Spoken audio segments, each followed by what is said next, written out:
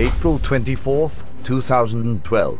Eastern nations are in the path of coming major earthquakes and floods. They are sure to happen and in quick order. It is necessary for mankind to repent and seek the Lord Jesus Christ for a reprieve from these cataclysmic events. April 15, 2012. Unprecedented worldwide earthquakes, storms, and other elemental disasters will escalate in the next few days in April and the near future. April 22nd, 2012. Eastern nations are in the path of coming major earthquakes and floods. They are sure to happen and in quick order. It is necessary to seek the Lord Jesus Christ for reprieve from these cataclysmic events.